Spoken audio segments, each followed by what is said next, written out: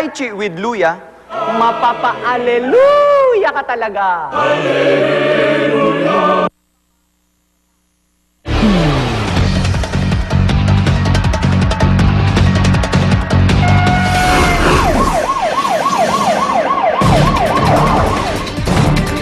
Nagbabalik ang unang balita, bangkay ng dalagita natagpuan nakasilid sa sako sa isang truck sa Pier 15 sa Maynila.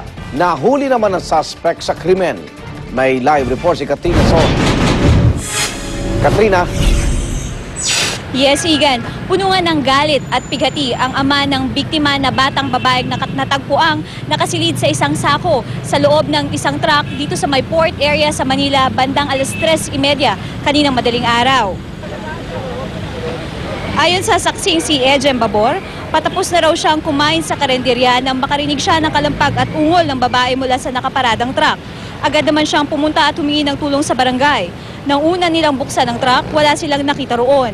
Nang ipabukas ulit ito ng mga taga-barangay, may nakita na ang saksi na suklay at damit sa sahig. Kaya naman lalo siyang naghinala at inisa-isa niya ang mga sako ng basura sa truck at laking gulat na lamang niya nang makita niya sa huling sako ang katawan ng biktima. Kinilala ang biktima na si Ronalyn Calmateo, 15 taong gulang. Nahuli din naman ang sospek na nagtangkapang tumakas gamit ang bisikleta. Dinala ang sospek sa Rizal Park PCP. Inamin din naman ng sospek na si Romeo Perol, 43 taong gulang ang pagpatay sa biktima.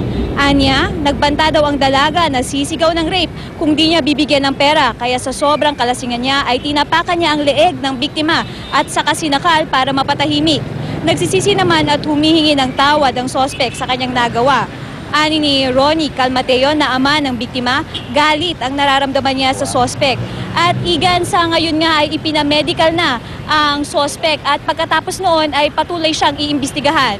Igan? Maraming salamat, Katrina Son. Nagulat po live mula sa Maynila. Tindahan ng mga alahas sa Recto Avenue sa Maynila nilooban ang mga hinihinalang miyembro ng Martilyo Gang.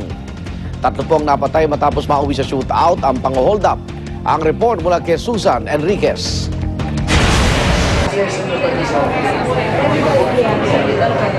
Dinatnan kumpasag ang salamin at limas na ang istanteng ito ng mga alahas sa The Sisters Jewelry Store sa Recto Avenue sa Maynila matapos hold upin sa paon ng investigasyon ng pulisya. Sinabayan daw ng hindi bababa sa 6 na suspect ang ilang customer ng tindahan.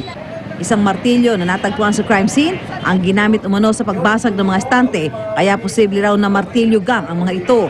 Sa gitna ng gulo, binaril ng mga suspect ang nanlaban umanong tauhan ng tindahan na si Silver Silverio. Sugatan din ang isa pa. Bigla akong pumasok yung yung mga hold-upper, pinagbabasag po yung estante. Tapos pagka nataranta na kami, pumasok ko kami lahat.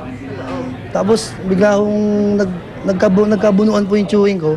Saka yung mga pinsan ko po, nagpaputok na unang baril.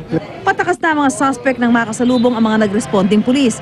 Sa palit putukan, nabaril at napatay ang isang suspect.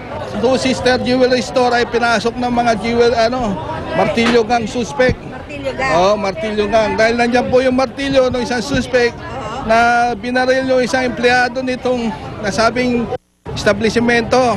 Sa pagtakas ng mga suspect, isang nakasalubong na security guard ang binaril nila at napatay.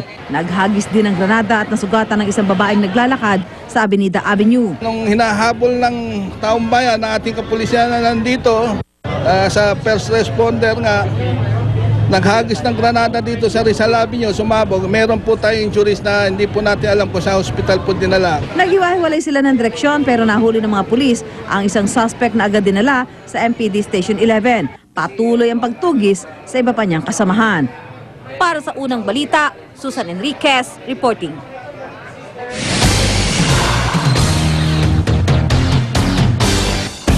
Iginiit ni Ombudsman Conchita Carpio Morales sa inihayang position paper sa Sandigan Bayan na dapat ituloy ang kasong plunder laban kay retired Major General Carlos Garcia. Kasabay nito, hiniling ni Morales na ipawalang bisa ng anti-graft court ang plea bargain agreement na pinasok ni dating Ombudsman Meseritas Gutierrez at ng kampo ni Garcia. Pero paglilinaw ng abogado ni Morales, hindi pa ito formal petition o prayer na humihiling ng karampatang aksyon. Kaya mga mahistrado nagpasyang inote na lamang ang sulat ni Morales. Wala pang reaksyon si Garcia na kasalukuyan nakakulong dahil sa sentensya ng General Court Martial. Ayon naman kay Assistant Solicitor General Amparo Tang, mas malakas daw sana ang kanilang laban sa pagbabasura ng plea bargain agreement kung formal petition na ang inihain ni Morales. Since the court now knows of the position of the Ombudsman with respect to our position also in our motion of reconsideration, especially dun sa pag-intervene namin, sana i-grant yung aming motion for reconsideration. Basically, that's what the Ombudsman just wanted to accomplish. Okay, give out some thoughts that would hopefully get the justices, to consider or to explore. Patuloy pa rin binabantayan ng pag-asa ang low-pressure area sa silangang bahagi ng Visayas. Huling namata ng LPA sa layong 420 kilometros sa silangang ng Visayas at nakapaloob pa rin sa Intertropical Convergence Zone o ITCZ. Ayon sa pag-asa, maliit naman ang tsansa na maging bagyo ito, pero asahan pa rin daw ang maulap na may kalat-kalat na pagulan lalo na sa Kabikulan, Visayas at Mindanao. Ganito rin daw ang mararanasang panahon sa Metro Manila, kaya huwag kalilimutan magdala ng payong kung mamamasyal ngayong weekend.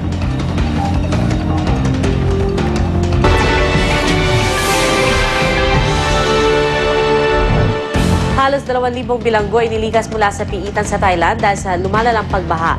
Lumusong sa abot dibdib na baha ang mga bilanggo habang nakaposa